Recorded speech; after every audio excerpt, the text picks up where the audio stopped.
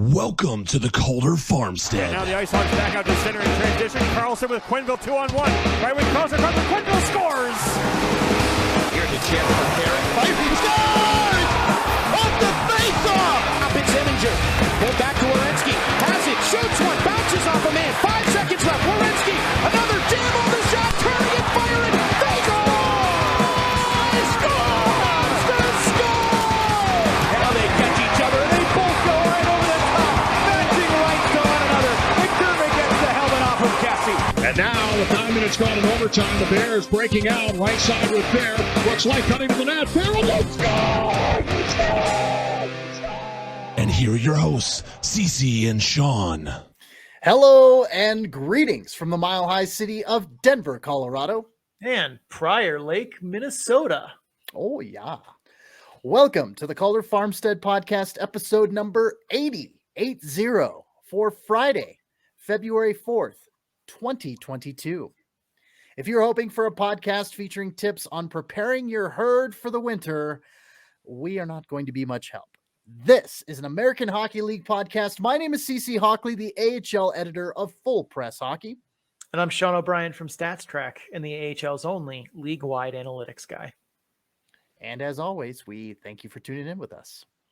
And if you're new to hearing CC and I talk about hockey, we're going to preview some of the matchups of the upcoming weekend in the AHL for you. We both watch a lot of AHL games and are going to talk about what we see when we watch the film, as well as use some advanced stats to help us break it down. If that's new to you, you may want to head over to our podcast channel or YouTube channel, wherever you're listening to us from, and scroll all the way to the bottom and check out episode 0. It's a short primer on some of the stats we're going to be talking about, as well as how we view what's important on the ice.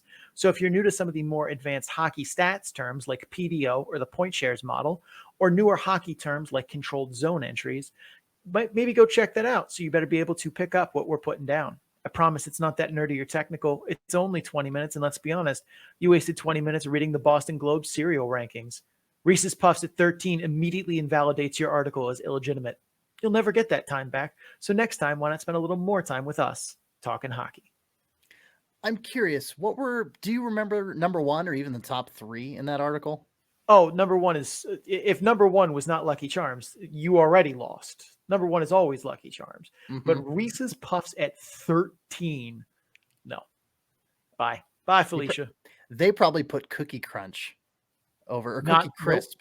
They probably put Cookie Crisp over. I only made it to 13, so I can't tell you, but it was not above 13. Okay, that's good. At least they didn't put that garbage above Reese's Puffs, but still, 13? They had like Cinnamon Toast Crunch, but like past 7. Those are lies. Wow. Yeah, don't waste your time. We've already wasted enough time. Let's get to hockey. Yes, it is time to get to hockey, and we are previewing the weekend ahead of us.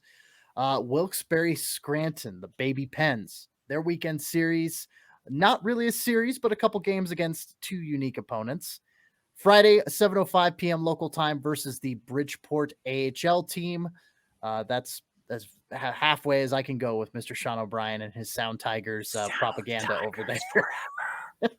Saturday, Wilkes-Barre Scranton, 6:05 p.m. at Providence to take on the P Bruins.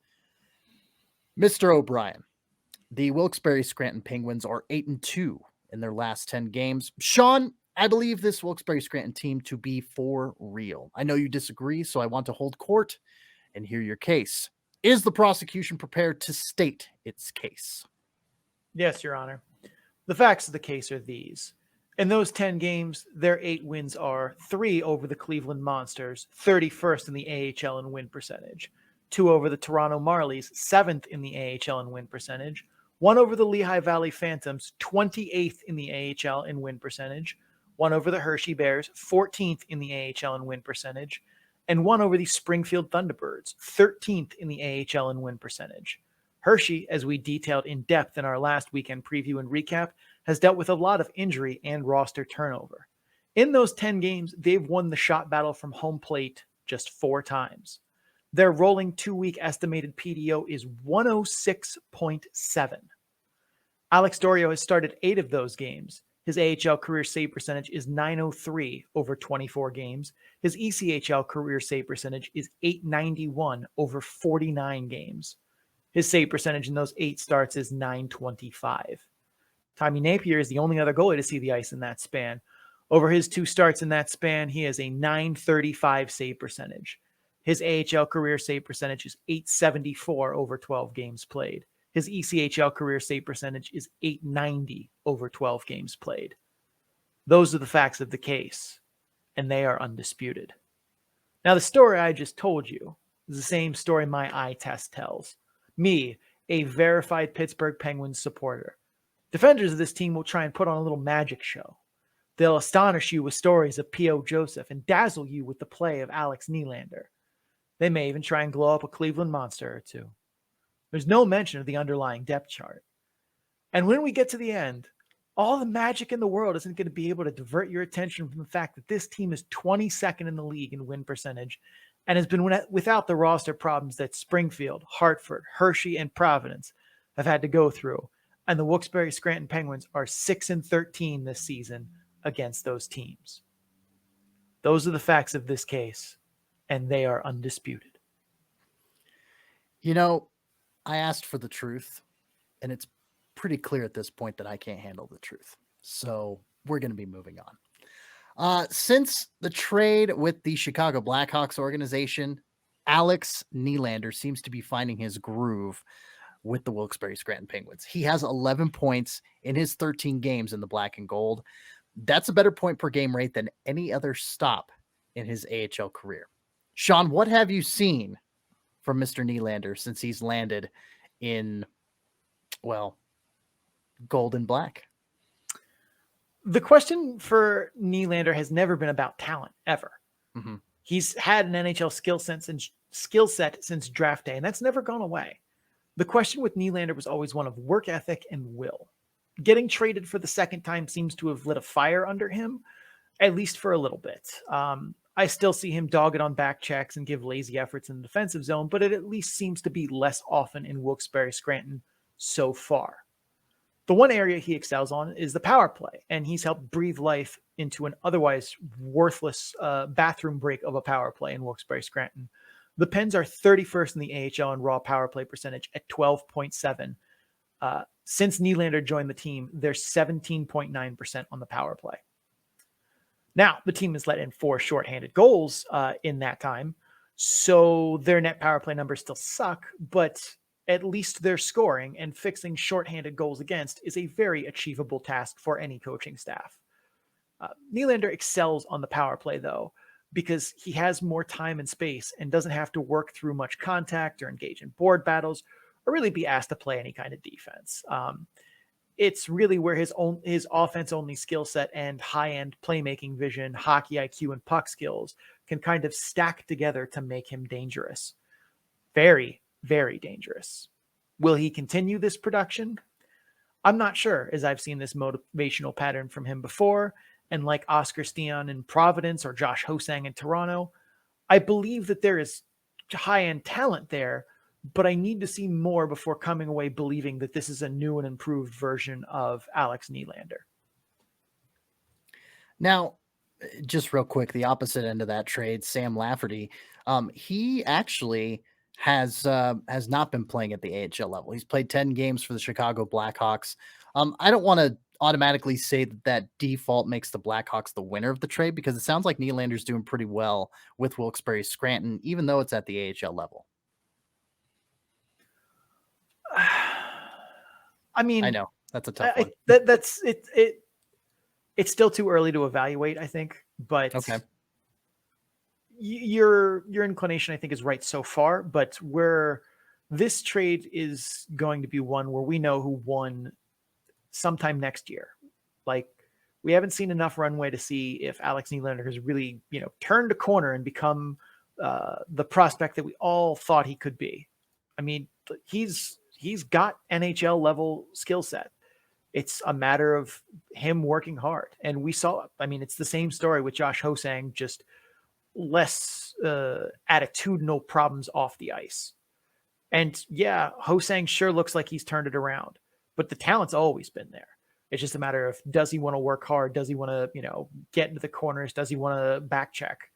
Like, you cannot do those things when you're Patrick Laine or McDavid or Draisaitl or Malkin, and Nylander is not those players. He still needs to play defense, or at least lip service some defense. Gotcha. Okay. I was just curious. I mean, mentioned, checking in on the trade and everything. So figured we'd look at the other side of the coin as well. So, all right.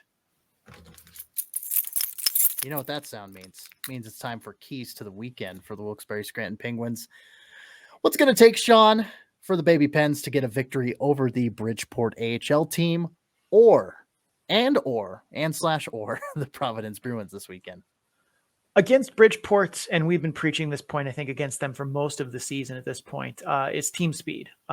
I still do not believe that Bridgeport, especially on the back end and especially in the depths of their roster, is able to handle teams that go real fast. And while there isn't, an overwhelming use or an overwhelming amount of team speed on the Wilkes-Barre Scranton roster, they have guys that can fly. And I think that they are best served letting them loose a little bit this weekend against Bridgeport. If they can, find space, find lanes for them to get north-south, I think that is going to put what is a big, tough, and slow team in Bridgeport on its heels. Against Providence, basically the opposite. If I'm the Wilkes-Barre Scranton Penguins, I want to turn the neutral zone to sludge, and I want to make Providence play dump and chase. I want them to play physical, gritty hockey, because that's not what they're built for. And we talked about this a few weeks ago with Providence when we deep dived them in a similar style weekend preview where it was just their side of it. And we said that Providence struggles in 1-goal games because they're not built for dump and chase, grinded out hockey exactly. That's not to say they can't win those games, but it's not what the best use of their talent is. So if you want to beat Providence, I think that's the best way to do it, is to make sure you're forechecking well. You're not letting them use that team speed to fly through the neutral zone and to get controlled zone entries and give you rush chances, because that's how Providence is built to beat you. I think if they can turn the neutral zone to sludge against Providence, but turn the speed on against Bridgeport, they'll have a successful weekend. All right. With all that said, it's time to get to our picks. And per usual, I'm going to go first. Sean, the defense, well, not the defense, the prosecution rests, because you have convicted Wilkes-Barre Scranton, at least in my mind, of maybe not being as legitimate as I originally thought. So I say, with that high of a PDO, that the Pens are going to come back down to earth a little bit. Bridgeport's going to get a victory, and Providence is going to get a victory. On my side, unless Robin Salo comes back to Bridgeport here, I don't believe in Bridgeport, even less than I believe in Wilkes-Barre Scranton. The bottom of that roster still looks like hot garbage to me, especially on the forward end. And even though I'm not a big believer in Wilkes-Barre Scranton, as I literally just stated that entire case, I think that they're still the better team top to bottom than Bridgeport. But it is close. If they can avoid playing the physical kind of gritty style that Bridgeport wants to play, I think they should be able to get away with a dub, and I'll take them on Friday to do that. Providence is the superior black and gold team. There's not a big question about that one, especially with all the reinforcements they just got, all the Swedes, Stian, Frodian, those kind of guys. I have a lot more faith in Providence. And the model doesn't agree with either of us. Or no, the model agrees with you. You have the reverse sweep here for Wilkes-Barre Scranton. The model is barely on your side. Bridgeport is a 50.2% favorite on Friday. Providence is a 51.8% favorite on Saturday. So razor thin margins here. Should be a fun weekend to watch. Yeah, absolutely. But we are going to take a break here. After the break, we will get to the Laval Rockets. If you're just here for the Wilkes-Barre Scranton Penguins, thank you for stopping by. Don't forget to subscribe wherever you're listening to us from so you get episodes in a timely fashion. Also, check us out on social media where we do the memes, links to our socials, as well as links to our popular podcast channels, and our YouTube channel can be found on our Linktree page at linktr.ee/the Calder Farmstead. We're going to pay some bills, run some ads. We'll be right back. Stay tuned. Okay, we shift from the Atlantic Division over on up north to the North Division and literally up north to Laval, Quebec, Canada, where the Laval Rocket will play. Well, they're actually going to be playing on the road these next two games. Friday, 7 p.m. at Utica, and then back to Canada, Saturday, 7 p.m. at Belleville. So these two road games for the Rocket. And Sean, much like the Wilkes-Barre Scranton Penguins, like we covered last series, Laval has been hot lately. They've posted a 7-3 record over their last 10 games. They've also booked 2 wins over Utica in that span, which is very impressive because Utica, obviously one of the powerhouses in the AHL this year. Has JF Houle gotten this team on the right track, or is this a bit of a mirage? I think there are mixes of both in here. I'm hesitant to say yes, because while their puck luck hasn't been ridiculous overall, rolling PDO is currently 99.4 and has been south of 100 the last 3 weeks. They've also not generated a lot of offense from the home plate area and have kind of gotten a mixed bag of goaltending. So there's some parts of that PDO metric that I feel like are misleading. And while, yes, they have victories over Utica in that span, they also split with a bad Texas team where they got stomped in one game. They got beaten 4-0 by Hartford, who was without their big guns. And they've also been the fresher team in every game they've played, just about. They played 2 back-to-backs since December 1st. I want you to think about that.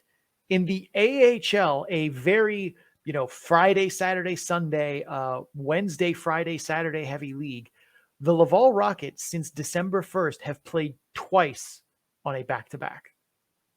They only played 6 games in January. Now they're going to play 13 in 25 days.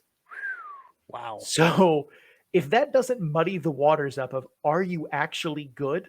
I don't know what will, because rest is a huge advantage. Not having to play back-to-backs is a huge advantage. And yes, they've had, the roster issues in net where, Caden Primo's been gone for what feels like a lifetime now. But that's not to say that there haven't been positives. I think they're forechecking better and getting more comfortable in Houle's system and style of play. I do think that waiting for them to emerge as the fast and furious forechecking juggernaut they were under Bouchard is waiting for a day that will never come, but that's a topic for a much deeper dive into the differences of each coach's system and roster and so on and so forth. The special teams have looked sharper, though, especially after a disastrous start, which saw them hold the 28th best power play by raw percentage on December 1st, with a 14.9% conversion rate. They're now 16th in the league in raw power play percentage at 19%. Not too shabby for an improvement there. Still, their biggest tests lie ahead when they aren't carrying big rest advantages or playing a kind of light schedule in terms of difficulty. A lot of potential contenders we've talked about recently, Bakersfield, Milwaukee, Hershey. I'm not ready to buy in yet on Laval, kind of in the same way I'm not ready to buy in them. But we're going to learn very soon what this team is, because if nothing else, they're going to have to play a bunch. Yeah, and picking up kind of an interesting pickup mid-season there with Devontae Smith-Pelly. I thought that he was a solid addition to the Ontario Reign last season, and so for him to end up in Laval, I don't want to say it was a head scratcher, but it definitely wasn't a destination that I thought that he was going to end up in. I didn't even know if I figured he might have retired for all we know, but he's only got 2 assists in the 4 games he has played. Do you see him becoming a bigger impact player as the season goes on? He's had such a weird career since leaving Washington. Yeah. Like, he was huge for them in the playoffs. And yes, I don't think that the, clutch goals he scored in the playoffs for the Caps on their cup run is indicative of who he is as a player, because it's just not. But I would have thought he'd have been able to turn that into, another couple years of NHL play, even if that was, giving him a 3-year, 3x5 contract. Like, that's a stupid contract, but God, have I seen teams do way dumber things with players who've done exactly what he has. And from all accounts, he seems to be one of the good character guys, although I always kind of discount that when you're a bottom 6 player, because you have to be. But at the same point, like, I was amazed when Ontario signed him last year, I thought that was a very smart signing by them. And I was amazed that he didn't stay. I really thought that was going to be, the beginning of him kind of becoming what Matt Molson has become in Hershey a little bit for Ontario, but it, for whatever reason, didn't stick. Not even that long. I don't even think he finished the season there, but he's been, at least in my very limited viewings, fresh for Laval, gives them a little bit more depth scoring, a little more NHL-ish caliber talent, which on offense that team desperately needs. So bigger impact player, I don't know if I would go that far, but someone who is at least going to be a worthy middle six scorer for them, if not more. And Laval needs that right now. Speaking of impact players, Jesse Ullinen has been leading the charge for the Rocket lately. He's got 7 points in his last 6 games and has eclipsed his totals from last season in 9 fewer games played. Now, Sean, what improvements have you seen from him this season? Obviously, it's there on the score sheet, but let's talk about observations on the ice. He's really matured in transition. He's always had the speed and quality edge work, but having the tools isn't the same as maximizing their utility. And while I wouldn't say he's wasted it in the past, it's really become more fleshed out in his game this season. Joining and leading the rush, using his skating to attack the dot lane, force defenders to back off of him, taking the center of the ice. He's also been much more diligent in the defensive end as well, and not looking quite so quickly to get a jump out of the zone. In the same McKinn, he's always had good puck skills and shooting technique, but finding the windows and spaces and timing for it was, I would say, where he struggled, but it was not a strength of his game. I won't say that's gone because it's not true, but he's been finding those moments easier and more decisively than he has in the past. And I think with the skill set where it is now that he has 7 games with the Canadiens this season already, but it wouldn't shock me to see him get more before the season is over, especially given the way the Habs season has gone. I don't know if he makes the jump to the show full time this year. That would surprise me. But at the same turn, I would be surprised to see his jersey have a big R on the front of it next season. Yeah, I mean, I feel like, with the number of guys that Montreal is utilizing from the Rocket this year, obviously Cole Caulfield is, not on the Rocket anymore. I'm trying to think, not Raphael Harvey-Pernard. Who's the other Rocket guy that recently got called up to Montreal? Are you thinking of Laurent Dauphin? Or yes, Dauphin. So I think somebody's got to step up. It's kind of that next man up mentality that you hear so often in the AHL realms. And Ullinen coming in and taking a spot. Obviously, somebody had to do it. Otherwise, this team would have floundered. But clearly, they're keeping their head above water and actually putting forth a bit of a breaststroke, if you want to continue the swimming analogy there. But anyway, let's move on to the keys.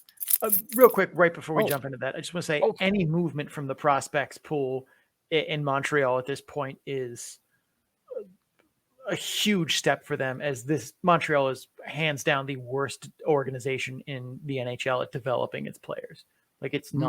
It's not close. Montreal's terrible at it. So any positive direction from anyone they've drafted that's still in the organization is, a banner day. Like if this were Nashville, there'd be stuff in the rafters.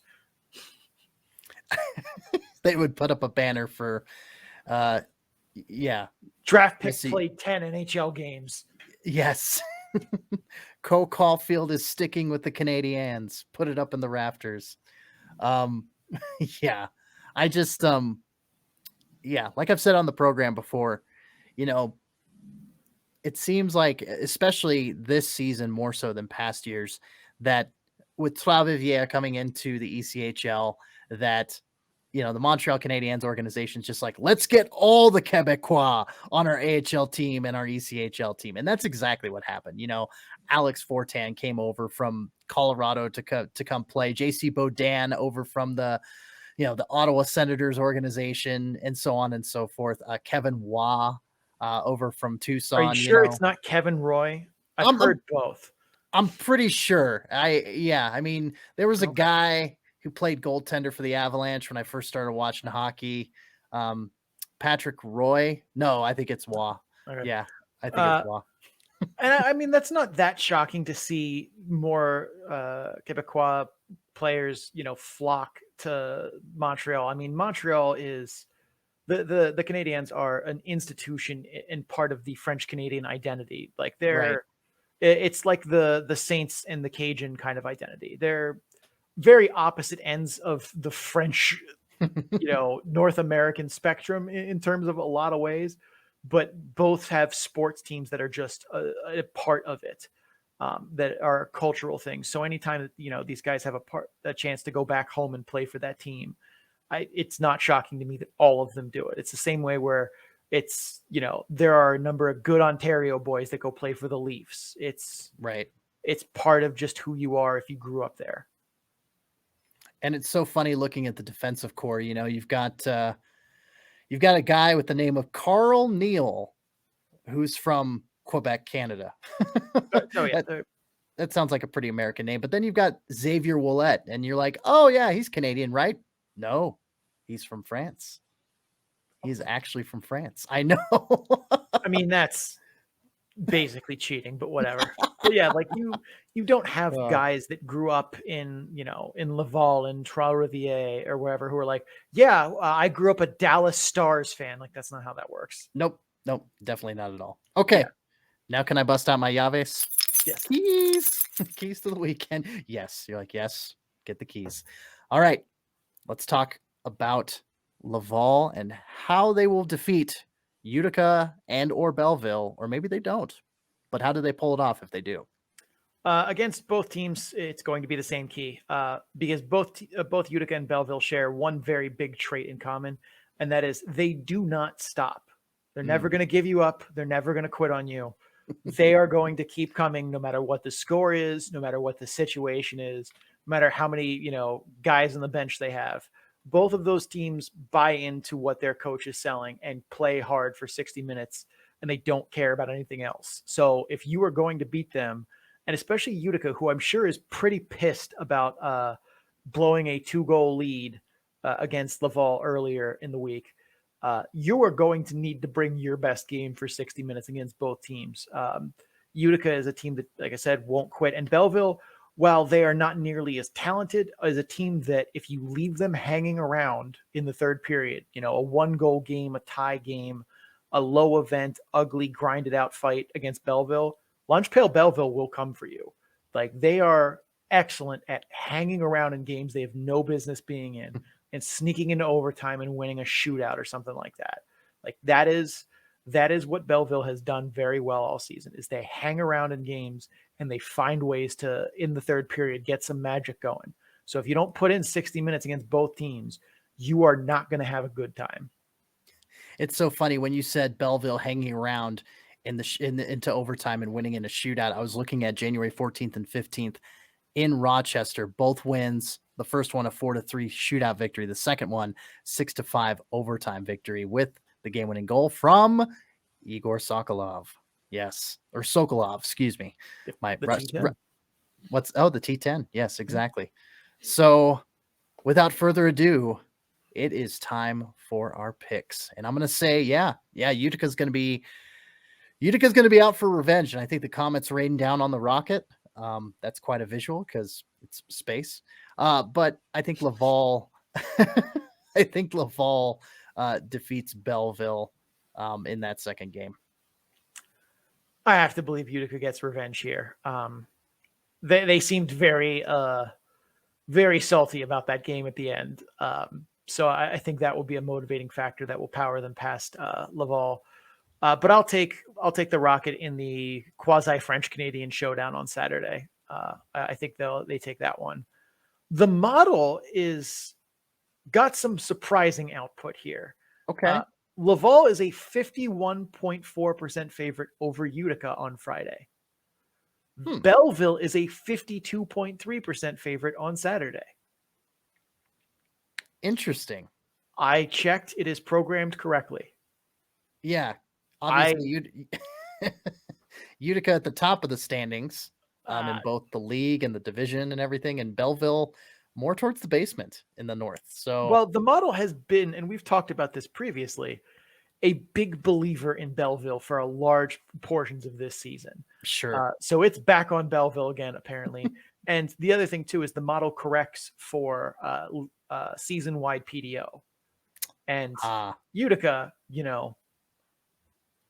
so there is that factor. And again, Utica has lost some of its luster from the early season where it seemed like they were just going to juggernaut steamroll everyone. So they are humans, they bleed.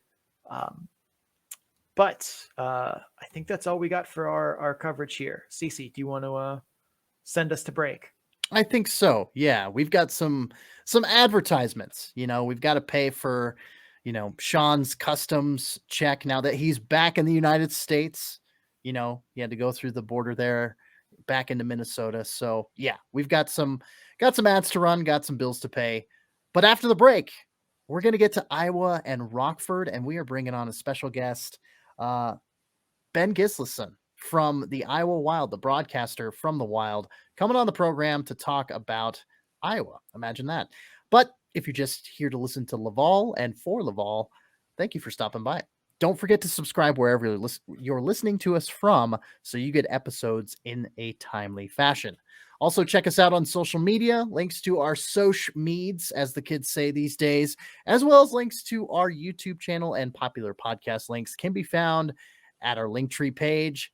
That is linktr.ee/the Calder Farmstead. And if you're not familiar with how to spell the Calder Farmstead, I don't know what to tell you. Anyway, we're going to go pay some bills. We shall return very shortly. Sean may even go swim in that lake, but at Minnesota this time of year, probably not. Stay tuned. All right, it's time to move on over to the Central Division. And Iowa and Rockford is the series that we're going to be covering. They are going to be playing a 2-game set, Friday and Saturday. Friday, 7 p.m. in Des Moines, Iowa, and then Saturday at 6 p.m. in Rockford, Illinois. So a nice home and home there. And we actually brought a guest on to talk about Iowa a little bit, and of course Rockford too. I mean, they're both in the same division, so he's no stranger to the Rockford IceHogs as well. He is currently the Director of Broadcasting and Team Services with the Iowa Wild. You can hear him calling games on AHL TV on the Iowa Wild broadcast, of course. And past experience, he was the Director of Broadcasting and Communications for 3 years with the USHL's Des Moines Buccaneers. He also filled in radio play-by-play broadcasting with Iowa here and there while he was doing the Buccaneers stint. So without further ado, we're going to bring on Ben Gislason to the show. Ben, welcome to the program. Quite an intro, guys. Thanks a lot for having me on, Sean, CC. Great to be with you. Yeah, thanks very much for making time out of what I'm sure is a very busy schedule to come down here and chat about the Iowa Wild in this upcoming weekend with us. Yeah, it's hectic. That's for sure. Although I will say February, looking ahead at it, and even the last few days here have been much the kinder than it was in January. I think it was 13 games in 30 days for us in January. So it was quite a run, and that included trips to Winnipeg, Grand Rapids, Chicago, and where I met you, CC, in Loveland, Colorado. So.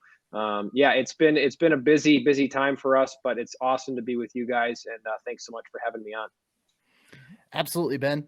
We are going to set the table a little bit and talk about Iowa as a team. So we're going to chat a little bit about that and then get your take on it. So going back a little bit further than January, in mid-November, we talked about the Iowa Wild looking like the class of the Central Division, aka the Death Division, as we so fondly call it here on the Calder Farmstead, and being a Calder Cup contender, dare we say. But in typical Murphy's Law fashion, the Wild then had a flurry of call-ups and injuries that saw Boldy, Rossi, Addison, Beckman, Rao, Dewar, Chaffee, Baribeau, Churchman, a who's who. Sean keeping tally over there, a who's who of Iowa Wild players. And, all missed significant time there with Iowa. The Wild then did what most AHL teams do when they're forced to replace the majority of their top talent, and they do that with ECHLers. And what happens when that happens? Pulling guys from the Heartlanders, they unfortunately would lose a lot of games. They went 4-12 from Thanksgiving to January 8th. Now they're on a 3-game win streak and have recent-ish wins rather over Chicago and Manitoba, the top 2 teams there in the Central Division currently. Sean, we're going to get his take. Ben, we're going to get Sean's take real quick, and then we'll bounce on over to you. But Sean, what is the state of the Iowa Wild right now from your perspective, and where do you think they go? Well, I'm pretty sure their state is Iowa, but I don't think that's the point of your question. Correct. Getting That's Churchman, Addison, and Hammond back as the taxi squads are no more. That's a pretty big thing for them. Boldy, Duhaime, and Dewar are going to stick in Minnesota for the time being, so that sort of undercuts them. And I think kind of prevents that return to Calder Cup contender status that we kind of dubbed them for earlier in the year. It's still going to be tough sledding in the Central Division, or as we call it, the Death Division, because it is the Death Division. As far as I can tell, Nick Sweeney and Nolan Stevens are still out with injury. On the good side, though, is that the Wild got a lot more from taxi squads being Thanos snapped out of existence than most teams in the Central. The Wolves didn't really gain anything. The Griffins got Veleno, which is good, but Barber is still on the IR, along with 4 other Red Wings that would bump guys down to Grand Rapids that would help them. The Moose got their top defenseman back in Isamont, but Sandberg, Cease, and Gustafsson are still hurt, and Pagansky, Vesalainen, and Perfetti are still with the Jets. Not that I expect Perfetti or Vesalainen to come back at the AHL at this point, but it needed to be pointed out there. Rockford got Wyatt Kalynuk back, which is a big piece for them, but still only 1. Texas got Damiani back, but that's it. Milwaukee didn't really gain much either from the taxi squads going bye-bye. And all of those changes are reflected in the model that the Wild gained 2 percentage points in the standings as we updated the model today. And it projects them for a 4th place finish in the division behind Chicago, Manitoba, and Milwaukee. And a good portion of that kind of gap between them is that 4-12 record from that stretch where they were struggling with a roster that was a little thinner on talent. So a very understandable struggle. And that sizable gap between Manitoba and Chicago and them in the standings right now reflects that. Even though I think they're maybe a better team on paper right now than Manitoba, they very likely don't have the runway to catch them. But I think the Wild certainly have a shot to make a run in the playoffs. The model has them as the 11th best team in the AHL with rosters as they are as of 5:30 this afternoon, Eastern Coast time. And that's the 3rd best team in the Central, but the 11th best in the AHL. They're 4-2 against Manitoba head-to-head and have beaten the Wolves and Admirals when they're not sporting a skeleton crew. A few good bounces go their way in the Central Division playoffs, and they certainly have the horses to pull up an upset or 2 and make a deep run. So while it's definitely been an up and down kind of roller coaster season for them, and if you see on the stats page the standings projections over time, it very much gives you that, Six Flags kind of look. I think this is a team that should be seeing an upswing here as they get more of their guys back and start to have that chemistry. Ben, your thoughts on now that we've convinced you, hopefully, that we know what we're talking about, or at least we pretend to anyway here on the farm. Your thoughts? Well, I can't provide nearly as calculated or as numbers backed of a response as Sean did. I would agree with most of it, most if not all of what you said there. I think at the beginning of the year, this was a club that was definitely thinking and is still thinking Calder Cup. But I think you hit the nail on the head with what this team started as was a team that when you looked center for center, wing for wing, goalie for goalie, D for D, I mean, you're going, who else is going to contest with this team? Now, Matt Boldy had no business being at this level. It's very, very clear for a long stretch of time. There's a reason why he started here last year. There's a reason why he started here this year, especially with the injury. If he doesn't get hurt in training camp, I don't know if we're seeing him, because I think he was on a fast track to staying up in St. Paul after the end of training camp. He gets hurt in a preseason game. All of a sudden, you got to get him down here. He looks like he has not lost a minute when he comes down here. He's over a point a game. He's scoring on the power play. He's facilitating with Rossi. They seem to have a same wavelength connection. There was that 5-0 win against Tucson where it was the full armada. I think I tweeted, because I'm a huge Star Wars fan, it was, now witness the power of this fully operational battle station. That was it. Dewar was in. Nice. You had Hammond in the net. I mean, it was everybody, and it was look out. And then, as you alluded to, Sean, it really hit us all at the same time. December comes. You've got a wealth of injuries that hit the Iowa Wild. And then you've got the Omicron virus that shows up. And then on top of that, just as we're starting to get somewhat healthy, Minnesota gets injured. So, I mean, it was flurries here, flurries there. seeing as travel is a part of my responsibilities too. I mean, it was insane the amount of flights I was booking, the amount of car services I was booking, hotel rooms. It was just nuts in December and into January. And now that we're looking at the other side of that, you are starting to see now this team put some games back together. And I would go so far as to say at the beginning of January is when this team started to really climb back. They were hitting a rung. They were getting another rung up the ladder to getting back towards what they looked like.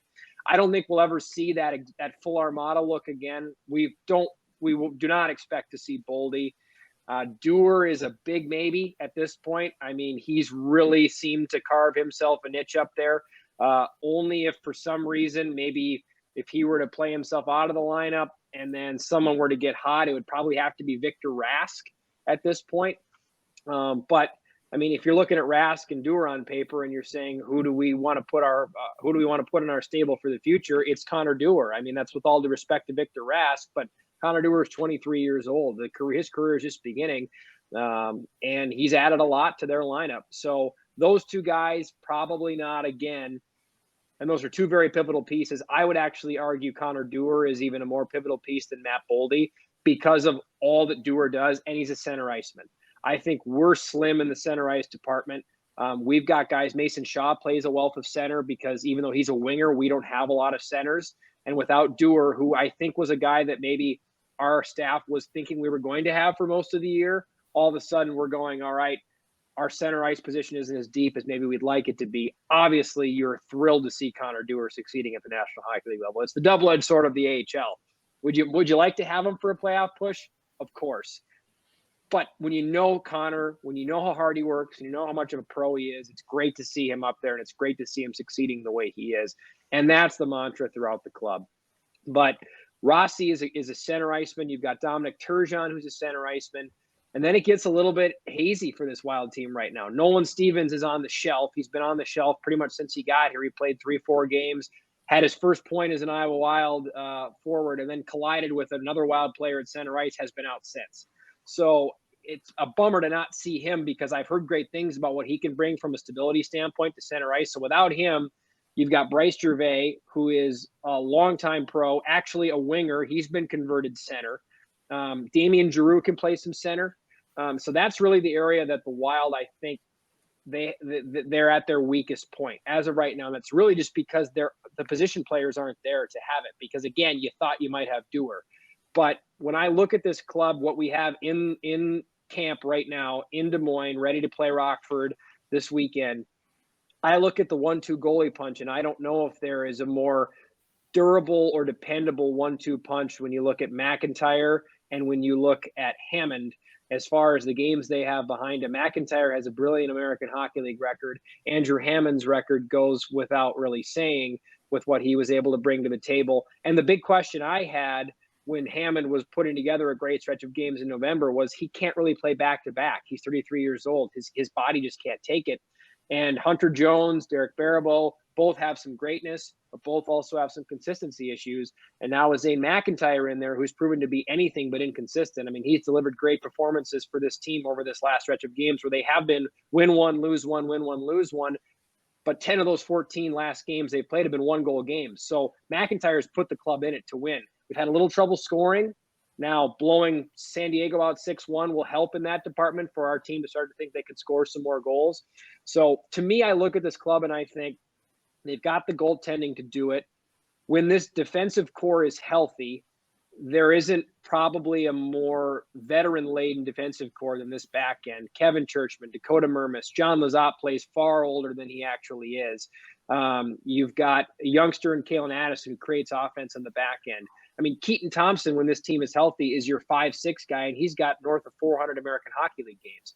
So I look at that, and I think the team is built to win games, one-goal games. It's built to win in the playoffs. Can you get the offensive production that you need? Obviously, Marco Rossi is as dynamic as they come. He's extremely clever. He's extremely talented. Can he carve out the space for himself when the going gets tough? Because he is a smaller guy. He's a slighter guy.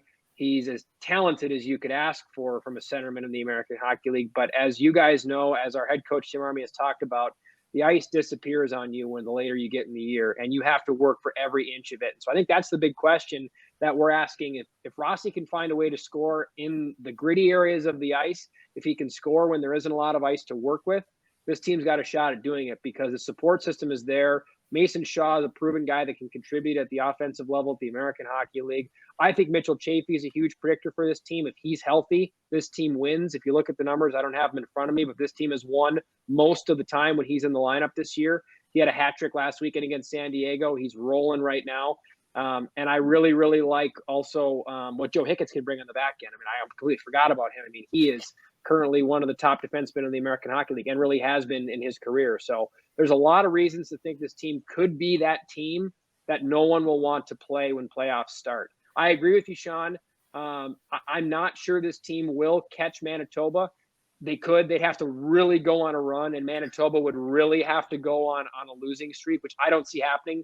I think we'll go on a run. I don't think Manitoba will lose enough games and will win enough to catch them.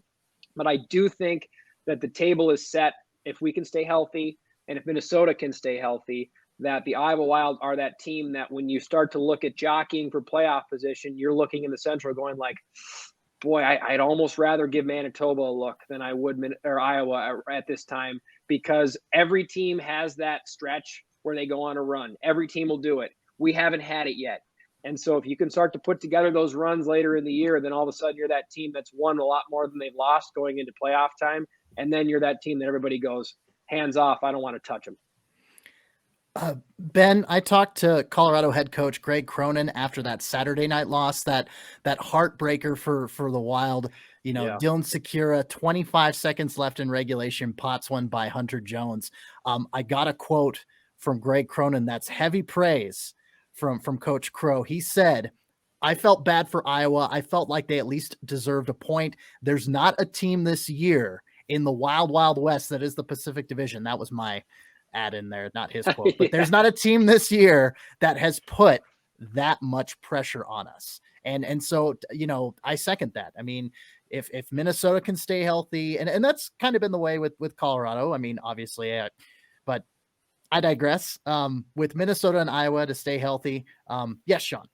I do have a follow-up point here, because I think that there is a chance we see one of Boldy or Duhaime or Dewar back in Iowa. And that's not because they're not good players, but I have to imagine that the Wild go for it at the trade deadline, because they have those very large dead cap penalties that are going to come, and they're not going to be able to bring guys like Kevin Fiala or Victor Rask back, and certainly not at those numbers, because they need to make cap space. So this is go for it year. And this trade deadline has guys like Claude Giroux, Phil Kessel, a lot of really big names.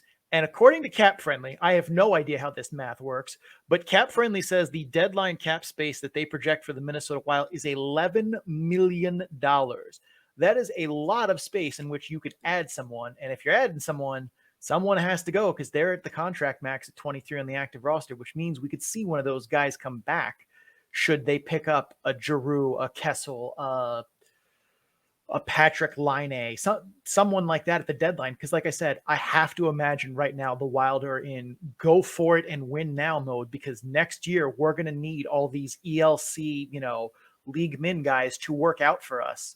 So this is, spend the money and go for it year. And that means you could see that trickle down effect help the Iowa Wild.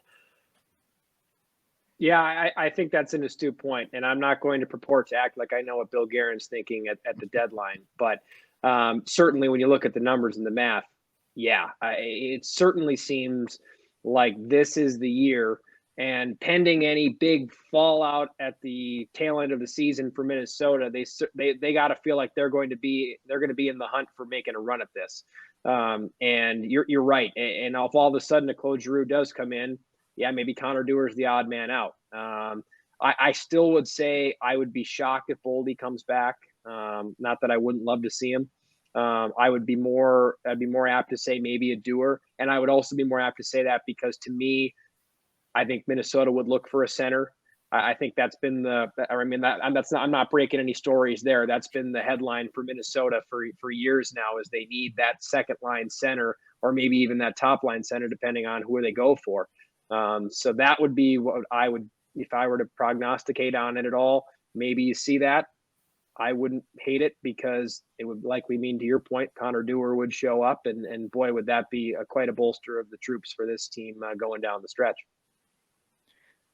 Ben, with all the names that we've talked about, we want to focus on one individual here, and that's Alexander Kovanov. He was Sir not appearing in this film during our season preview. Oh, good Monty Python quote. I love yes, that. yes. Yeah, absolutely. He was Sir not appearing in this film. Wick, double Wick. He's in Iowa now, and while he only has a modest 3 points in 8 games, he's definitely someone to keep an eye on in the Wild system. Again, I'll field it to Sean, and then we'll get your opinion real quick, Ben, before we let you go. Sean, why didn't we preview him, and why is he worth noting now? Well, we didn't include him in our season preview because he didn't look like he was going to make the Iowa Wild, and he didn't. He started the season with the Heartlanders, and we're an AHL podcast. Guys not on the team don't really fit into the scope of a team preview. Not to mention, we covered 9 to 10 guys from every AHL team, and we had to make cuts somewhere. He seemed like a good one. He is an interesting prospect, though, and one that I think has a skill set that has a lot of NHL pieces in it. He has great puck skills and is very physical. He'll look to engage in contact against defenders, then spin off them.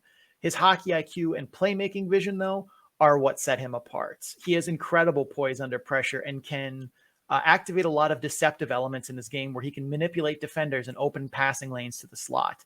He also uses that threat of passing to set up shooting opportunities for himself, drawing defenders out of his shooting lane. That's a high-end skill that a lot of guys at this level don't have. And he's also a solid shooter who has a big wheelhouse and can turn passes that are maybe going behind him or into his skates into solid shots. He's good and tight too, and finds pucks in dirty areas or at the net front and can finish plays there. Defensively, he's improving, but the work rate and desire to initiate contact we see from him in the offensive zone doesn't seem to translate to back on defense or engaging with the play in his own end as much as I'd like to see. His main weakness, though, as you probably guessed by us not saying it, the strengths portion of our coverage here is skating, and his skating is not particularly pretty. His strides are short and kind of choppy, and he doesn't have the physical strength to overpower inefficient mechanics with brute force. To be fair, though, that's not an indictment of his strength. There are a lot of guys that don't have a lower body powerful enough to overcome bad skating fundamentals. I personally am one of them. This makes him, though, struggle to play with pace and put defenders on their heels on the rush, which does kind of handicap his upside. Should he be able to get some skating to be around league average in terms of foot speed, he could be somebody in the AHL. And he still could, but he's going to need to make some developmental progress before that happens. But from all indications, Minnesota is not just throwing him to the side. He is someone that they are kind of keeping an eye on, and that is someone that should be a note in their system for at least the next handful of years. He's still a Ute, so there is a lot of runway for him to improve. Ben, you've got about 5 minutes left, so the floor is yours to talk a little bit about Kovanov and anybody else you want to bring up that we should keep an eye on from Iowa Wild, or even on the Heartlanders that may crack the Wild roster in the future. I can't tell you why we haven't seen as much Alex Kovanov this year as I think people have thought. And I've seen so many questions come my way on Twitter. Where is Kovanov? Where is Kovanov? That's not information that I really have. Tim keeps our head coach, Tim Army, keeps a tight ship. I can tell you what I have seen from Alex Kovanov, and it's a lot of what you've talked about, Sean, there. I think you corralled his presence on the ice very well. He's got a great wrist shot. His first goal was just dialed up on the top of the left circle in Milwaukee. That was a beautiful shot. He's well liked in the locker room. Sometimes you wonder what you're going to get with Russians, right? There's some guys that come in and they're the top. Think about Pavel Datsyuk. Like, he was beloved, hard worker. You get everything that you want and more. And sometimes you don't see that with Russian players that come in. It can be a little bit Jekyll and Hyde, and he's very, very beloved. The guys like him a lot. He gets along in the room very, very well, speaks good English. He's committed. I do know that there hasn't quite been what Tim has asked for him to be quite ready to jump in on a full slate of game schedule for him. I know that they're still very, very excited about him. All the intangibles are definitely there. It's just taken him a little bit to get adjusted to the pro game, I think, is what I've noticed. And whether that's from the skating that you've brought up, or whether it's just from the quick decision standpoint, that obviously it's a jump from the Ontario or the Quebec Minor Junior League where he was previously. And then he went back and played below the KHL a little bit, and he kind of had an awkward year. He was living at home, not a typical pro hockey season for him.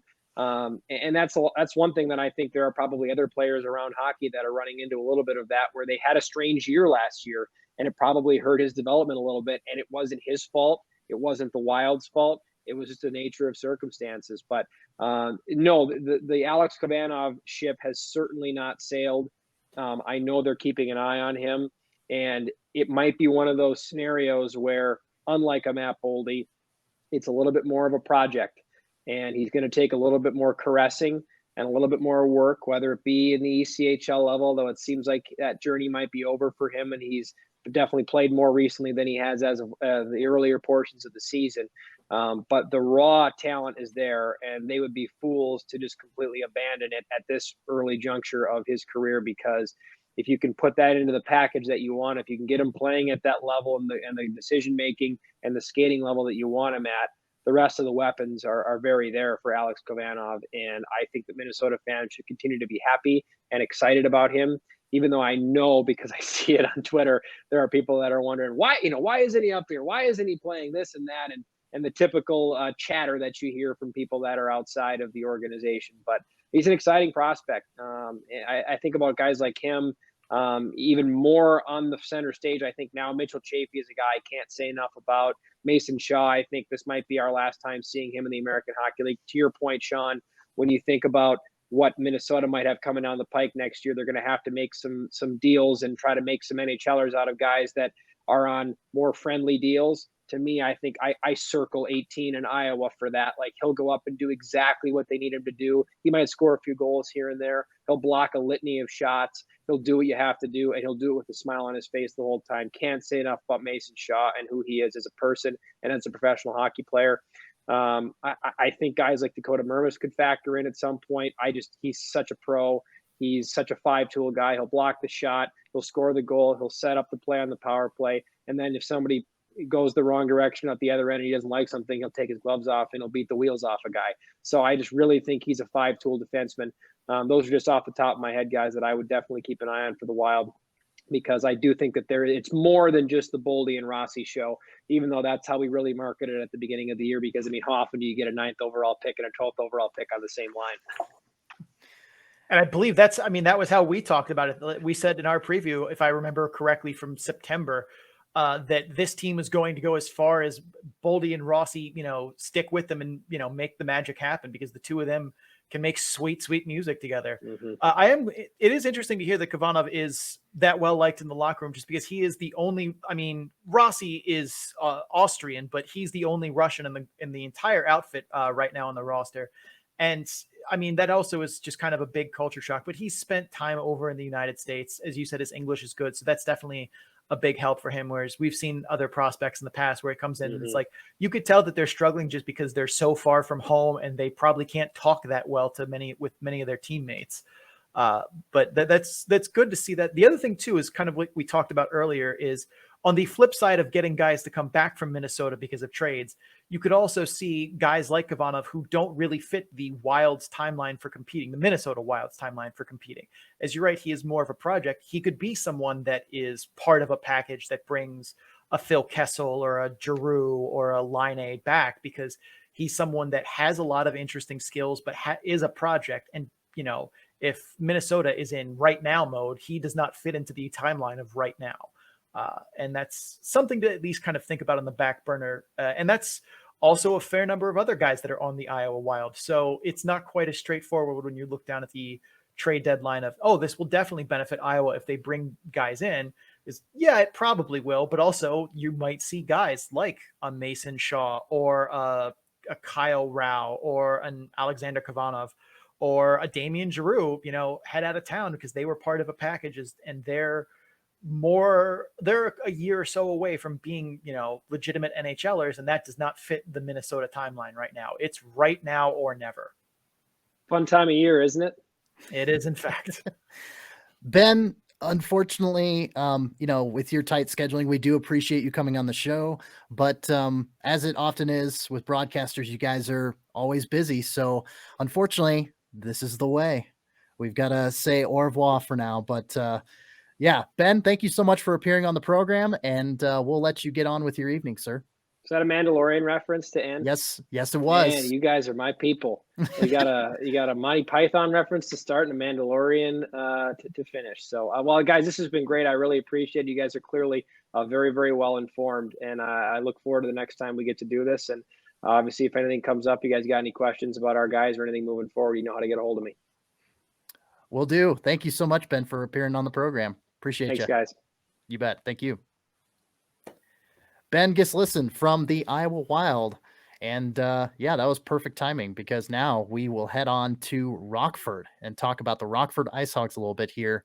And yeah, the IceHogs power play is 1 for its last 15 attempts.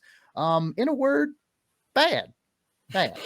Not that it's been a strong point this season, ranking just 26th in net power play for the year. Sean, what do the Rockford IceHogs need to do to get this power play going? Well, CC, scientists have successfully cloned small monkeys in a way that seems safe and repeatable, but I don't think cloning Lukas Reichel is a viable strategy for the IceHogs this season, so that one's out. On a serious note, though, there are basically 2 main ways a power play can fail to produce. Number one is zone entries, and the other is the in-zone scheme. While I'm not a big fan of the center lane breakout play on the power play, it does seem to work for the IceHogs more often than not, which, I mean, is maybe not the standard you want to shoot for of it ain't quite broken yet. But I also understand the if it's not broke, don't fix it mentality from a coaching perspective. So I'd like to see them mix the double drop play in, but I don't think that's going to be something they work out. The center lane breakout play on the power play is at least getting them in the zone. The biggest problem they have is the way their power play is schemed. There aren't a lot of one-time opportunities, and there are hardly any looks into the slot or across Royal Road. The IceHogs also don't have a lot of deceptive puck movers on the perimeter that aren't named Reichel, so penalty killers have an easier time getting into lanes, as the IceHogs will tip their hands with their eyes and body positioning as to where they're planning on going with the puck and how they're seeing to attack. And it very much looks like their power play is based on shots outside of home plate and traffic in front of the net. And as we said on this podcast many, many times, that's not a recipe for reliable, repeatable offense in professional hockey, and has not been for quite some time. But when you don't have a lot of higher end offensive talent on that roster, you got to make do with what's there. And in that case, the coaching staff is going with point shots and traffic and prey. Personally, I don't like that. I would try and be working to develop my power play guys into having better vision, better awareness, adding deceptive elements to their game so they can open up those Royal Road passing lanes, those one-time shooting lanes. But that's just me. And as we've also pointed out before, this coaching staff is still probably figuring things out, as they were thrown into flux when Derek King just became the Chicago head coach, and Peter Aubry went from being a developmental goalie coach to an assistant coach. Jared Nightingale was hired in November and wasn't there for training camp when a lot of the system installs take place, including special teams.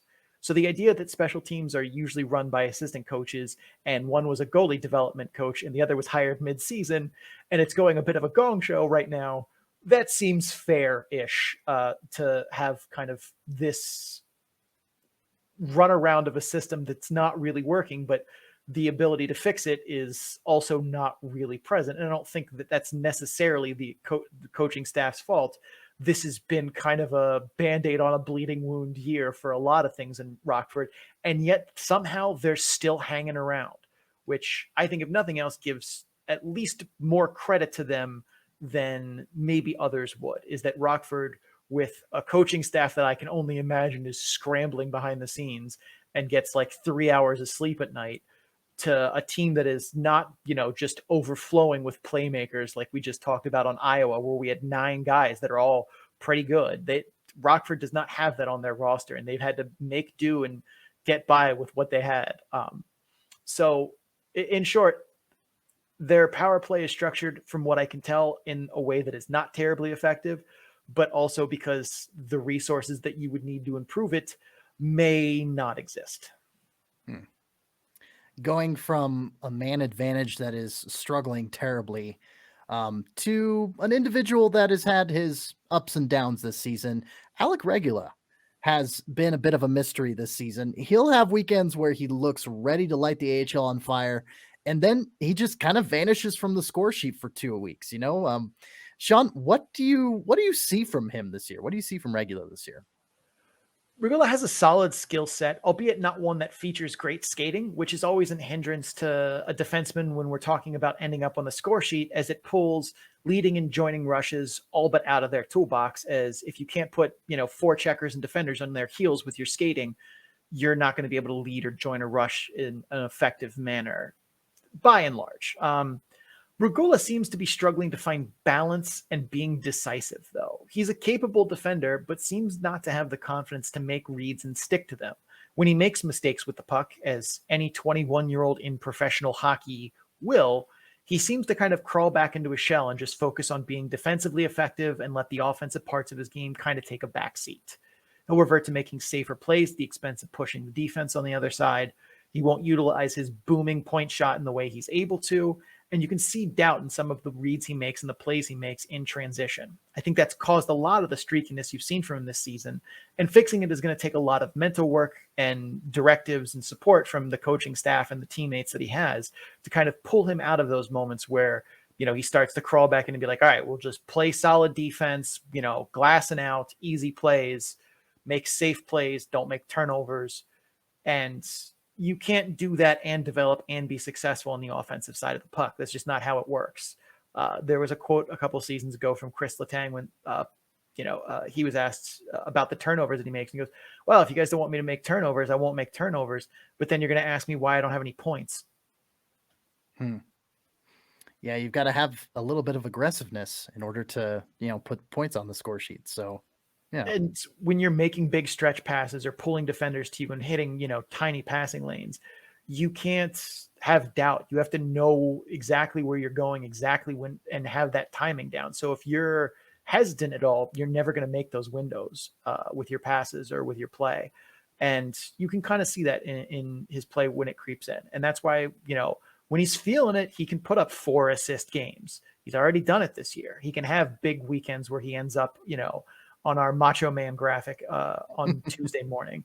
But in the moments that he doesn't, he really doesn't. And when you're 21 playing professional hockey, it's challenging because you went from, juniors or the college level where you probably were the best player on the ice in just about every shift you played, and you were, putting up points left and right, to professional hockey where, oh, wow, suddenly everyone is physically as good or more or physically better at this sport I've spent my life preparing to play than I am. And that's a big shock to some guys, and that can definitely mess with their confidence. So it's not shocking to see this kind of streakiness from young guys or this lack of, consistent confidence from them. But it's definitely something that is fixable, and I think can be something that the coaching staff works with him and improves on, given that they aren't, running around with their hair on fire from all of the things we just talked about of this coaching staff has had to deal with this season. At least they've got Arvid Soderblom in net, which is nice because he is having a very good standout year for sure for the IceHogs. Yeah. All right. Well, let's, before we give our picks for the weekend, it's time for the keys to the weekend, and Sean, take it away. We said it last week with Milwaukee against Rockford. We'll say it again here. For Iowa, get on the board first. Rockford isn't looking to get in track meets and is perfectly content winning 1-0, 2-1. They're pretty good at keeping things to the outside and letting Arvid Soderblom just do Arvid Soderblom things, make saves, don't give up rebounds. And if they have to play from behind, they can't lock it down like that. They're going to have to open up and play offense and try and score goals, which Rockford is not great at. But if you can put a goal on the board first, make them, keep them from just locking the game down and trying to win 1-0, trying to win 2-1, something like that, you have a much better chance of beating what is otherwise a pretty solid and tight checking Rockford IceHogs team. If you're Rockford, I will say that it does seem like Iowa has some anger management problems on their roster. And if you kind of get in their face and do maybe not some Brad Marchand style things in between the whistles, but don't back down from them, get in their face. You can see them overreact and take bad penalties and kind of shoot themselves in the foot a bit. They certainly have shown that at times this season. And if I'm Rockford, I'm not afraid to maybe mix it up a little bit in between whistles, put a glove in somebody's face, see if I can't get them off their game and get them, the red face cartoon with the steam coming out of the ears. That would be a little bit of my strategy, is to maybe mix it up with them between the whistles and see if we can't get them off their game, because I think they've shown a predilection for doing that in the past. And I think Rockford would be smart to see if they can't make it happen in the future, especially as they're going to be once again on the short side of the offensive talent stick. I mean, when Cody McLeod is your captain, you can possibly get maybe a few players on that roster a little hot under the collar and committing some foolish penalties, but I digress. Let's get to the picks. I shall go first. I'm a big proponent of home cooking, but I'm feeling like going against the grain here. I am going to pick Rockford in Iowa and Iowa in Rockford. I'm going to say they split the series. I mean, yeah, these teams are close, and it's Rockford, it finds ways to keep winning games and splitting games, and Iowa, as Ben and you extolled the virtues of Iowa, and I've seen it in person. It's just, they're a tough team, and even like I mentioned earlier, Coach Cronin admitted that they're the biggest challenge that the Colorado Eagles have faced thus far, at least through mid-January. So that's pretty heavy praise from over there. So those are my two picks. Long answer to a short question. I was about to say, if I'm Mitch Love or John Robleski, that's bulletin board material for me, Greg Cronin. So thanks. Right. But maybe it's because I haven't had dinner yet, but I'm going for home cooking here. Hey. I'm going to take Iowa and Iowa, Rockford and Rockford. I definitely think this series is a split. And that's a credit to Rockford here. Like, I want to take Iowa in both games, but Rockford seems to, a little bit like Belleville in the North, just refuse to accept that, like, we're not a very talented team, so we're just going to suck. Like, they absolutely do not accept that fate. And are going to keep pressing on and grinding out games, and it's working for them. Trying to get an ugly goal in the first two periods and then locking it down and letting Arvid Soderblom see everything. That's been a viable strategy for them. And that's why I think they at least pull off one. I'm going to give them the home game here. So that is how I view this series. I think very likely we're going to see a split and probably some overtime here at some point this weekend between Iowa and Rockford. Okay. The model is on my side, CC. So barely. The model has Iowa as a 50.5% favorite on Friday. Rockford is a 51.7% favorite on Saturday. So yeah, the model, it takes home ice advantage into account here. And that's giving each side just that little teeny boost it needs to be the favorite here. But it also thinks this is going to be a pretty close series and a pretty close weekend. All righty. Well, shall we take a break real quick? Yeah, we are done with our coverage here on the Iowa and Rockford portions. We're going to take a break. After the break, we will get to the San Jose Barracuda. If you're just here for Iowa and Rockford, thank you for stopping by. Don't forget to subscribe wherever you're listening to us from so you get episodes in a timely fashion. Also, check us out on social media where we do the memes. We had a pretty awesome one that went out today about the taxi squads. So links to our social media as well as links to our YouTube channel and popular podcast links can be found on our Linktree page at linktr.ee/the Calder Farmstead. We're going to pay some bills, run some ads. We'll be right back. Stay tuned. Okay, 3 series down, weekend previews down, rather, and 1 to go. Wait a second. No, it's not a weekend preview-ish. Well, it's San Jose. And oddly enough, that's a great-looking jersey. Oddly enough, San Jose doesn't have a weekend series for like the next 2 weeks. And we haven't covered them in a while because they've had a schedule that really just has not fit with like where we're trying to go and what we're trying to do in the Pacific Division. I obviously have nothing against San Jose. These are sweet looking. Oh yeah. But they really haven't fit. So we're like, all right, if we don't talk about them this week, like they don't have weekend games. So we're going to kind of break from our usual thing and talk about them and do a deep dive like we would if they were playing a weekend series. But there just will be no keys to the weekender picks because, well, there are none. So no, they're playing a game tonight as we're recording on Thursday evening, and they're playing they're a 2-2 tie halfway through the second period with the Henderson Silver Knights. So not too bad for the last team in the Pacific Division to be holding their own against Henderson, but we'll get to that later. We'll get to that kind of back and forth. Weird back and forth. We're not talking Tucson, Jekyll and Hyde. We're talking strange back and forth energy here with San Jose. But yeah, Sean, like you said, a first here on the podcast, no weekend games, but we're going to cover all the teams in the league. We're going to spread it out as evenly as we can this season, balance it out. We need to check in on the CUDA, and maybe that's a blessing for CUDA fans as well. This team is bad. Okay. Sean, what's the biggest area to fix? I know there's probably a multitude of areas that could be worked on stringently with the Barracuda, but what's the biggest area that you can see improving so that the Barracuda get back right on track? Well, a few weeks ago, we talked about the philosophy of renowned NHL head coach Ken Hitchcock, who has repeatedly taken over teams mid-season that were a gong show and made them into respectable teams by season's end. And his advice was always to start on the defensive end. If you can fix goals going in the net or goals going in your net, you can start to kind of build out from there. And the CUDA are 18th in goals for per game, which is obviously not great, but they're last in goals against per game by quite a margin. Prior to tonight's Thursday night game, which obviously will not be included in these stats because it's not finished yet. But the difference between 30th place Tucson in goals per game and 25th place San Diego in goals against, 30th place Tucson in goals against per game and 25th place San Diego in goals against per game is smaller than the difference between Tucson and San Jose. Wow. Yes.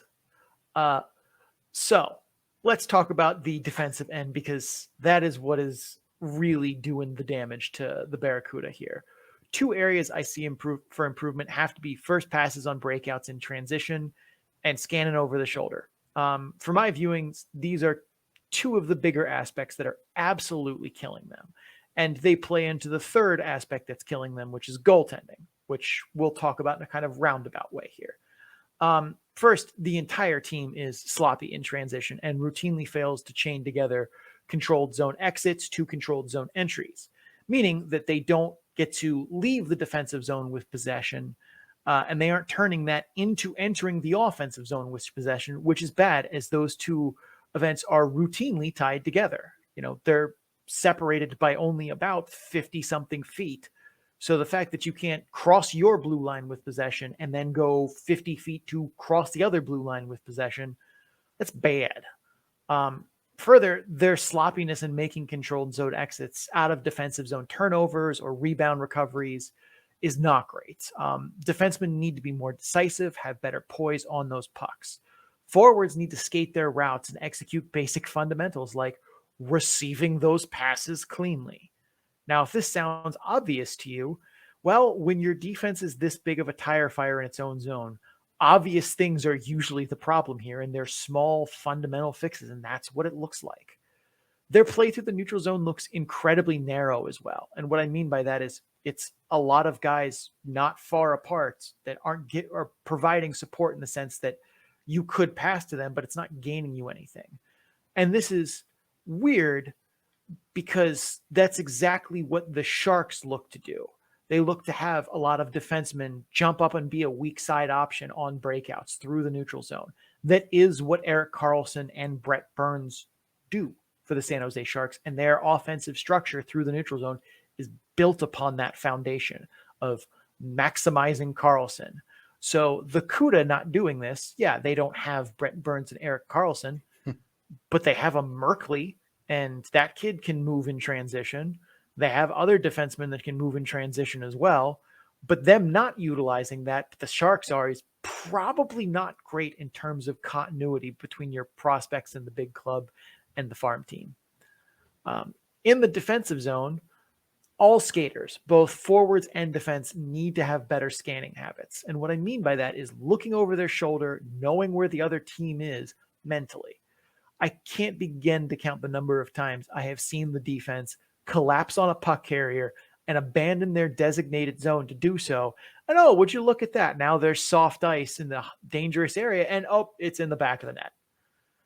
That's also killing them, as you can see the distrust between the goaltenders and the team in front of them. When those backdoor goals happen, your team begins to not, your goaltender begins to not trust the team in front of them. And he starts to try and compensate and do a bit of their job. And when that cycle begins of the other side trying to do the other one's job, it ends poorly. San Jose hockey fans remember Martin Jones, right? They've seen this movie before about what happens when your goalie does not trust the team in front of him, and the team in front of him doesn't trust the goalie. This has already been played out in this exact market, in this exact building, and it's not doing anything different in, you know, when you shift from Sharks to Barracuda right now. And that's bad. They need to either have, you know, fresh bodies come in. There are a lot of goalies they could go out in the market and get that would be helpful, because right now it doesn't look like Melnichuk trusts the team in front of him, and that's not going to end well. He's going to start cheating off posts to try and, you know, cheat towards that pass. And when you start cheating off your posts, you're going to end up in the doghouse. Sean and I listened recently to, well, the most recent episode of the PDO cast with Dmitry Filipovich. Filipovich. It's one of those instances where you see a word for the longest time, and then when you finally say it out loud, it's incorrect. Happens to me all the time. Filipovich, Dmitry Filipovich. Thank you, Sean.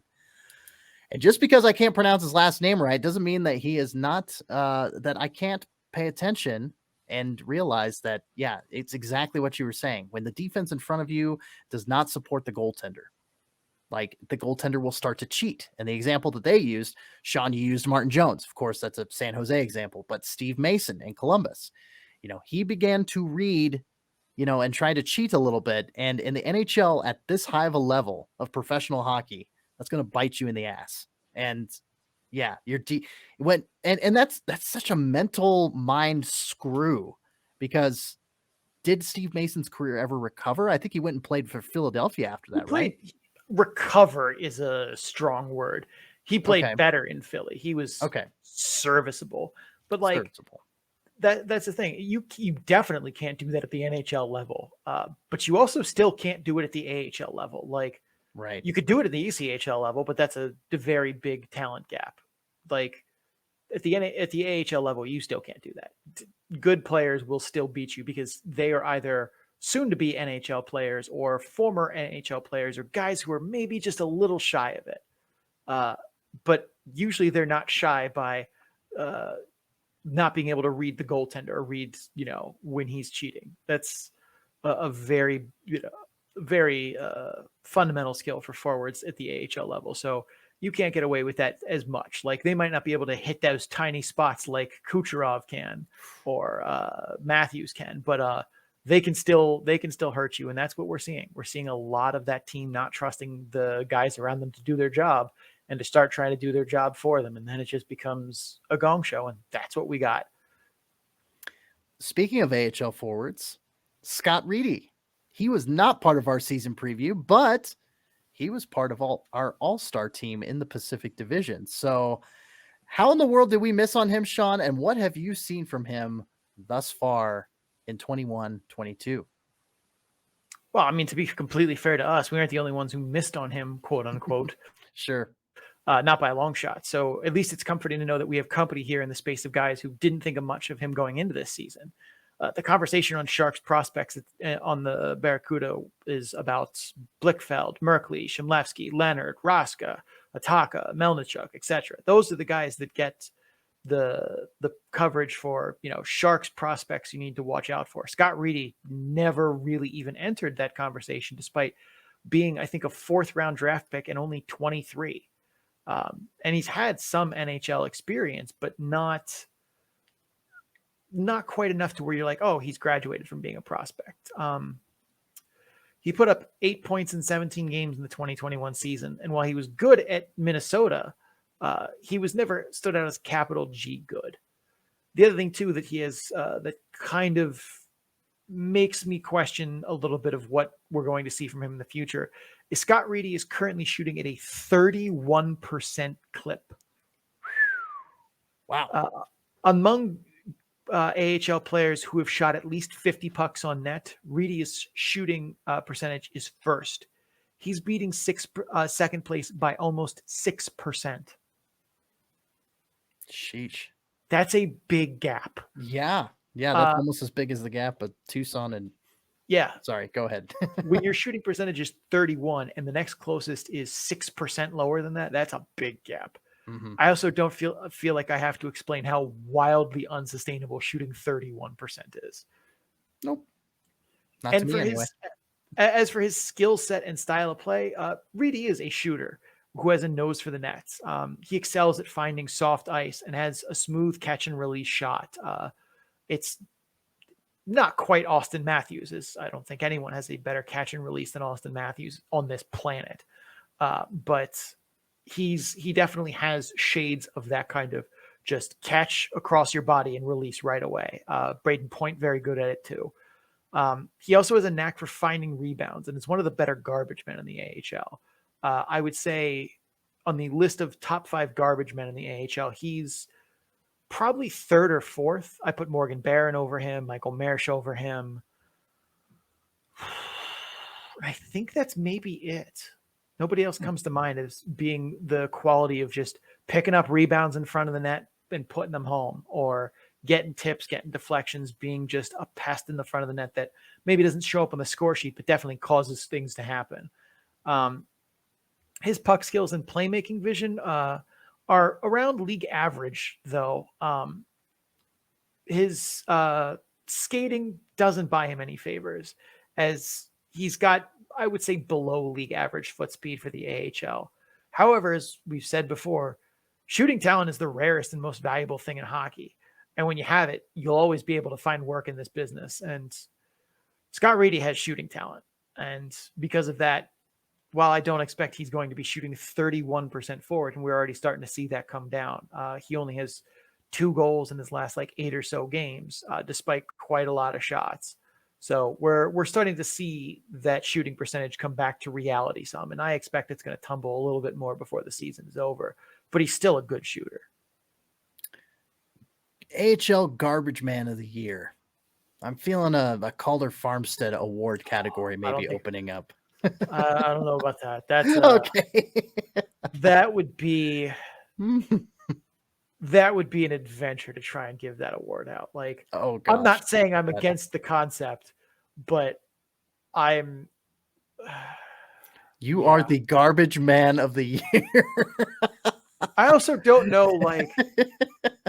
I feel like we would have to phrase that differently, because I feel like if we gave that award to player, people would be like, calling me garbage. I don't. Yeah, it wouldn't work out well. I feel like that would go poorly, or it could. Maybe they'd find it was. I don't know that, and that's we already do a lot of film study for this podcast. I feel like that's just adding a lot more work, and I do have a life outside of this show. You do. I don't believe it sometimes, but you do. Real quick before we finish up and go to the speed round, I've noticed here on your Tableau page, bit.ly/data dump and chase for those curious. San Jose's power grade is an F. I think only Lehigh Valley is the only other team in the AHL that has a power grade of F, but they're way down this bar graph here. Why are they so stinking low? Because they have a schedule that is not fun. Oh. And I think there are other Fs, I'm pretty sure. Let's quickly go through here. I mainly saw D's, but yeah, Hershey's is an F. Hershey's is an F right now because they're pulling people out of the stands to play for the Bears right now. I swear to God. Right. So that's not based on what Hershey could be. That's just everyone's hurt. Tucson's an F as well. Yeah, sorry. Yeah, Tucson is also very bad. But yeah, San Jose, because they are the lowest in terms of not just letter grade power, but like straight team, like the number behind that grade is the worst in the league. That also means that no matter what game they're scheduled for, they are always the underdog in. So that handicaps them where it's like there is no favorable matchup. Whereas everyone else, at least you can kind of, Lehigh Valley isn't that good, but when they play Bridgeport at home, they have an edge. Or when they play Hershey at home right now, they have an edge. Right. So but with San Jose, that edge does not exist. The limit does not exist. The limit does not exist. Yeah. So that plus a schedule that features the other California teams a lot who are good. It doesn't really do them a lot of favors. Well, okay then. Looks like we need to stretch out a little bit and gear up for the speed round, but I think first we need to take a little respite. What do you say, Mr. O'Brien? Yeah, we're going to take a break here, and after the break, we will get to the speed round where absolutely no amphetamines are used. If you're just here for the San Jose Barracuda, thank you for stopping by. Don't forget to subscribe wherever you're listening to us from so you get episodes in a timely fashion. Also, check us out on social media where we do the memes. Links to our social media as well as links to our YouTube channel and popular podcast feeds can be found at our Linktree page at linktr.ee/the Calder Farmstead. We're going to pay some bills. We will be right back. Stay tuned. Okay. We have previewed 3 weekend series and 1 team for the first time in Calder Farmstead history. And now it's time to get on the racetrack and jump in to the speed round. Here we go. Colorado at Bakersfield, Friday and Saturday. The Eagles are incendiary right now. Dare I pick an Eagles sweep? Sure. But doesn't that mean they'll burn out? I'll take a split here and go Bakersfield as they get some intriguing reinforcements from Edmonton that I think are going to give them enough. Good point. Chicago at Milwaukee, Friday and Saturday. The Ads are hot. They're on a 7-game win streak, but Chicago cools them down on Friday before Milwaukee wins Saturday. Sean. Chicago's been off a little bit here lately, so I'll go with the split here as well. I'll take the Ads on Friday. Hershey at Cleveland, Friday and Saturday. I say Monsters continue their woes, and Hershey gets the sweep. I agree with that. Hershey takes both. Despite that they have a skeleton crew going on there, the Monsters are capital B bad. Ontario at Grand Rapids. Oh, that's not one you see every day. Friday and Saturday. The Reign playing against a struggling Griffin squad. Give me Ontario for both. Sean. I agree. Reign, big. Texas at Manitoba, rescheduled to Saturday and Sunday instead of Friday and Saturday due to inclement weather, thankfully, and not COVID. I say the Moose take the advantage of the extra day. Thank you, inclement weather. And Manitoba gets the sweep. I'm feeling a split here. Manitoba got a lot back from the taxi squads being Thanos'd out of existence, but I still don't like their forward depth. I'll think Texas sneaks one out here somewhere. I'll take Texas on Saturday. Bad weather in Manitoba is inevitable. Friday, Stockton at Abbotsford. I say the Heat finish this odd 2-game set off with a victory because they had the other one on Thursday. Finally, the Abbey Nucks have a full complement of talent, and they're going to run right into the Juggernaut Heat. I'll take the Heat in OT. Syracuse at Belleville. Crunch get a Canadian dub. Syracuse. Shawnee. Lunch Pail Belleville. Give me the Sens. Gotcha. Charlotte at Rochester. Amerks with the good juju at Blue Cross Arena. Home cooking, Rochester. Charlotte struggled recently. I'm going to go Amerks here. Hartford at Springfield. Got to go with the home team on this one. T-Birds. Hartford has the boys back in town. I'm going Wolfpack. Providence at Lehigh Valley. It's really hard to pick these Atlantic Division games sometimes, but I'm going to say Phantoms. Going out on a limb. All the Swedes are back in Providence. I don't dare pick against them. Tucson at San Diego. 6-game losing streak for San Diego. Tucson has won 3 of their last 13 in January.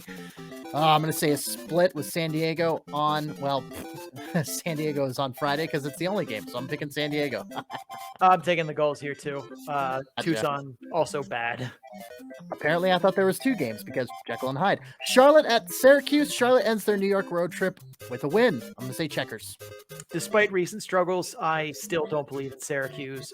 Give me the checkers. Lehigh Valley at Hartford. Wolfpack bounce back from their predicted loss to Springfield on Friday. In my opinion, Hartford. I'm also taking the Wolfpack here. Lehigh Valley, still don't believe. Rochester at Toronto. Red Hot Marlies. Still got my faith in them. Give me Toronto in a close one. I trust the Marlies more at this point, unless Arundel, knocks Brent Senning into the boards. Then maybe Rochester, but I'm going to stick to the Marlies. Last up, Springfield at Utica. The Comets keep coming and they don't stop coming and they don't stop coming. I'll take Springfield here. Upset. Ooh, okay. All right. Just over 3 minutes and 37. Well, just over 3 minutes and 30 seconds. To be precise, 3 minutes and 37 seconds. That's about average for what we run. I think we ran 3 minutes last time, but that's a lot of games to cover.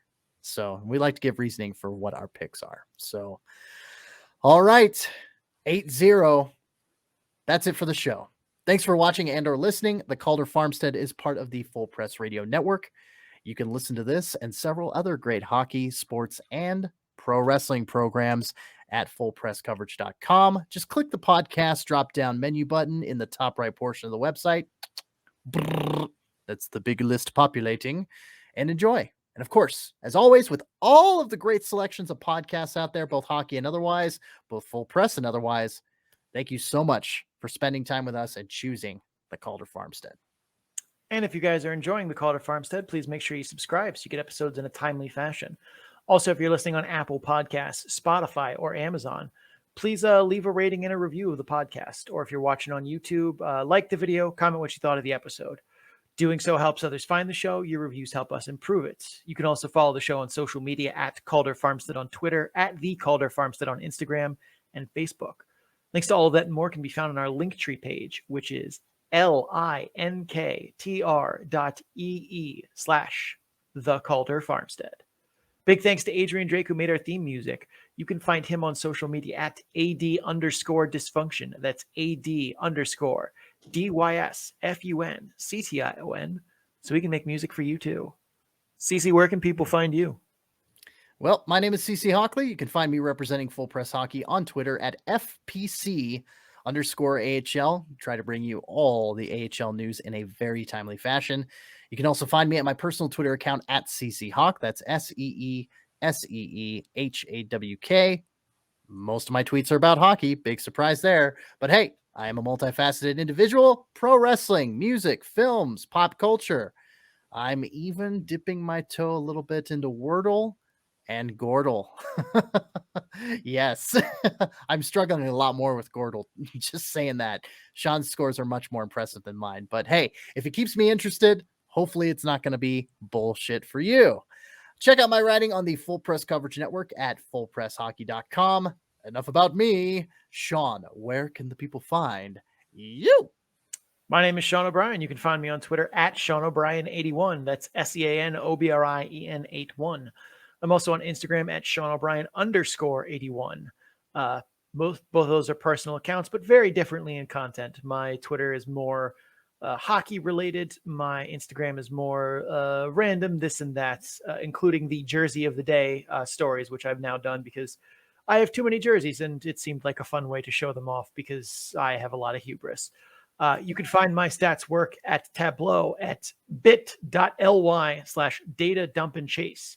That's where you will find the model, the probabilities, that PDO thing, some power play stuff. What is net power play and how do I catch one?